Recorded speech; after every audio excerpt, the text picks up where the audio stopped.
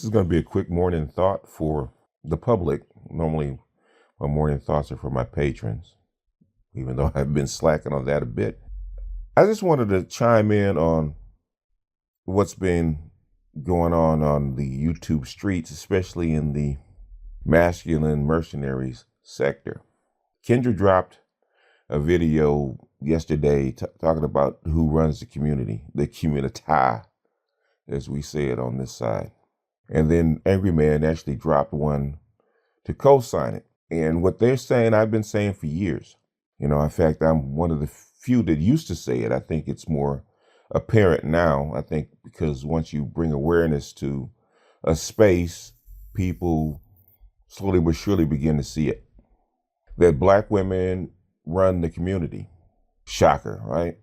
But that's not new. That is not new. Even though today they still deny it, even though it's obvious. But like I said, I've detailed it. Du Bois said it. Frazier said it. Clark said it. Moynihan said it. William Julius Wilson said it. And this was over a period of 130 years. That Black women run the community. They run the Black community. They do. They always have. They've always been more educated. They've had more freedom to choose their husbands, freedom to leave their husbands without anybody saying anything, freedom to have multiple children by multiple men, and that ready-made family or that taking in of women with children by multiple men by other Black men has been accepted as normal because her survival, her comfort has been paramount in the Black community. All our literature has pointed to it. It is literally matriarchal power without patriarchal control. It is matriarchal power without a balance. So this new stuff that we call Black girl magic is not new. Okay, it's always been Black girl magic. It was Black girl magic in the plantation, where a woman could literally buy her freedom by having enough children. Literally buy her freedom by having enough children. She could literally inherit part of the master's wealth by having his children. Those schools that we call HBCUs were actually formed by white slave owners so that his mistress, which is his Black concubine, and his offspring through her could actually have a place to be educated. Black men, Black male slaves, I should say, Black man-nots, were never supposed to read. You're never supposed to educate a male slave. You're never supposed to educate a male Negro. It was never, ever, ever illegal to teach a Black woman to read and write and be educated.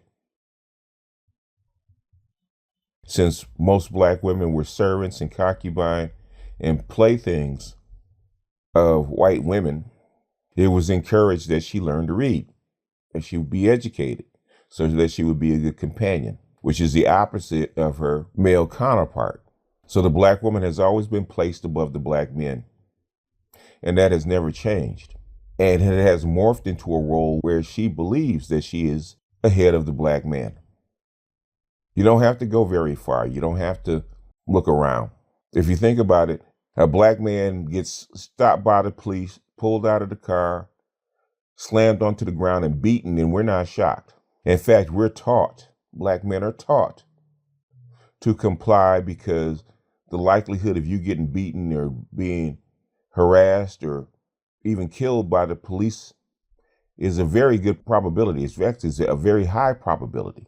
You being wrongly convicted by the police is a very high probability. And nobody's surprised. Now, we're saddened when an innocent Black boy or Black man goes to prison and he spends many years being in there. But it's so common that nobody cares. But a Black woman gets harassed and pulled out of a car and handcuffed, not beaten, but just handcuffed and taken to jail. And we're ready to go to war because she was wrongfully arrested, because that's so abnormal. I was perusing through the YouTube streets, and George Macon was looking at actually producing a video about Black women getting shot in Philadelphia now, and how upsetting that was. And it is upsetting. Black girl in the wrong place at the wrong time, running with the wrong crowd, girl gets shot. But everything has to stop because a black woman gets shot or a black girl gets shot. Hundreds, sometimes even thousands of black men and boys get shot in Chicago, Philly, New York, LA every year. Some because they're in a game, some because they just happen to be around that day. It's so common, it's so part of the game, it's part of the plan that we're just fodder. But you can't do that to a black woman. Black woman gets jammed up one time because she's in the wrong place at the wrong time. She's running with a dude that she ain't supposed to be running with, and she gets jammed up. They could kill 50 dudes. They kill that one woman. We got to pump our brakes, and we got to figure out, how can we protect women? How did this happen? A woman, it was a couple years ago, this woman in Dallas starts to fight with a white dude. She gets her ass whooped on camera. We get upset. It's happened to black boys and black men constantly, but it's part of the plan. Now, I'm saying we shouldn't protect black women and women shouldn't have a special place. But the thing is, this is getting ridiculous. Because at the end of the day, black men are perpetual perpetrators, whereas black women are perpetual victims. But when you flip the coin, you look on the other side, black men are perpetually weak and black women are perpetually strong. And I never could understand how can weak men, quote unquote, impose themselves on strong women and victimize strong women. Only in the gynocracy could that kind of logic even exist. I'm just baffled by it. I was just looking at a couple of posts that people sent me about black women and black girl magic and black woman magic, and how this superior thought, a superior feeling amongst black women still exists, and they hold on to their superiority and their victimhood at the same time. And they impose that upon the community, and they impose that upon their men.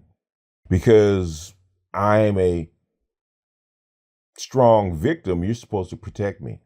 Because I am a strong victim, you're supposed to do for me. Because I am a strong victim, you're supposed to bow down to me. Because I'm a strong victim, you're supposed to sacrifice your life for me.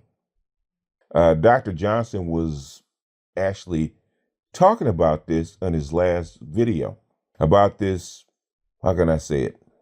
This superior attitude, this automatic privilege that they think that they have, that you're obligated to do something for them just because they're a black female. Dr. Johnson was telling a story about him in a building. He was in an elevator. I guess this is where he worked. He got on the elevator with this woman, this black woman. I believe she's a black woman. And she looked at him and she clutched her purse and she shrunk back. Now she doesn't know him. They're in a place of business. He doesn't. Now Dr. Johnson is imposing, but he's not. You look at him, you can look at him. He's not aggressive looking. But she shrank back and clutched her purse like he was a perpetrator. Never spoke to him, never said hi, didn't want to make eye contact. Big, scary black man, right? He said a week later, same lady, near the same elevator, a derelict, supposed I don't think the guy was drunk, but the guy was not lucid. You know how some people that are homeless or semi-homeless can get scary because they're not lucid. Now, this particular person was talking to this lady, or trying to talk to this lady, but you could tell he was off in the head.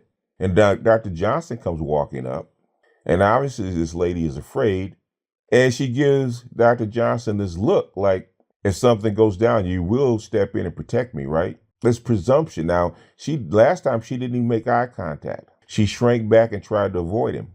This particular time, she wants to try to stand behind him and use him as a shield because she thinks there's an automatic privilege that he's supposed to sacrifice his life for her. Now, I don't have to enumerate all the times on the YouTube streets in this manosphere that we've heard that black men are de facto bodyguards for all black women, no matter whether they know them or not. And we're supposed to do this automatically without any kind of recompense. without any kind of respect, without any kind of agreement. And now I know I said this is going to be short, so we're going to bring it home. Which brings me to Valdez's point. Why are black men only recognized after they die, after they're gone? It's the same thing. Jesus was not really recognized while he was alive, was he? Only after he died for our sins, after he was sacrificed, after he was dead. Same thing with the black man.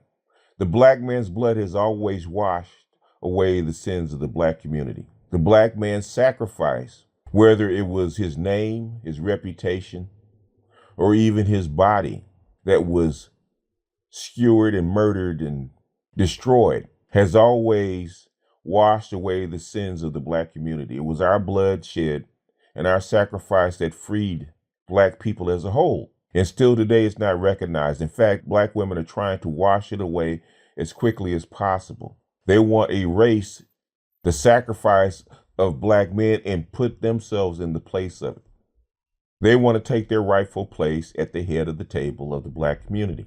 If it was up to black women, it was really up to black women, there would be nothing but bastard babies.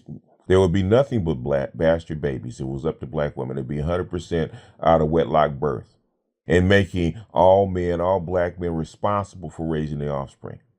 That's just my opinion. And I know I'm going to get some hate for it. Black women say they believe in marriage. They believe in having an intact family. What they say. If you listen to what they say, if you listen to what they espouse, they say they believe in marriage and family and all of that, right? And they're so adamant that you will believe them because they profess it like a preacher standing in the pulpit. They clutch the pearls, they clutch their chest, they rip their garments, they throw their hands up to the heavens and they shout that if it wasn't for these low life, unfaithful black men, that the family would be intact.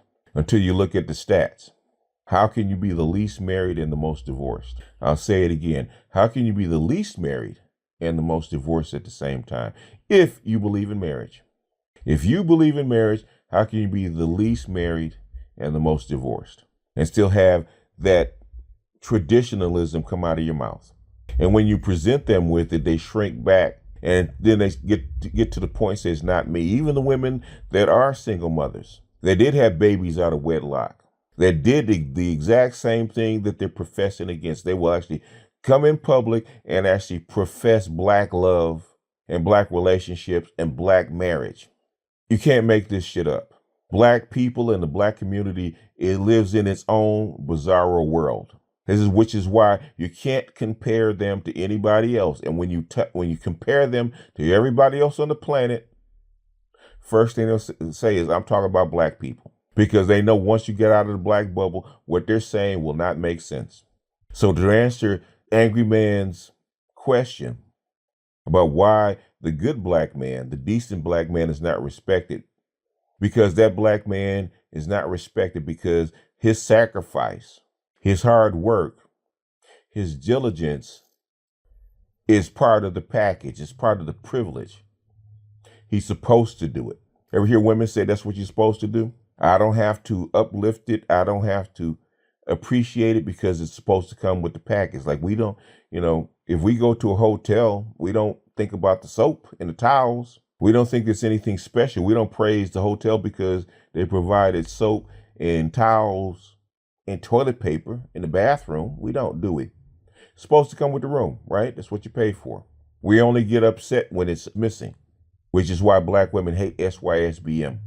Black male sacrifice is supposed to come with the package. It's supposed to be built into the race. It's supposed to be part of black male psyche. And when they don't get the sacrifice, they get upset because just like we get upset when there's no towels and no soap in the room. We only complain about it when it's missing. They will only notice you. They will only appreciate you when you're not there. That's why I always say, if you really want to love a black woman and get along with her, you got to leave her at least once. And probably 2 or 3 times. If you're a good black man, she will only notice you by your absence. Anyway, said I would make this short and sweet. And I have attempted to do so. But with that, I'm going to jump off of here. This is BGS out, and I'll see you guys on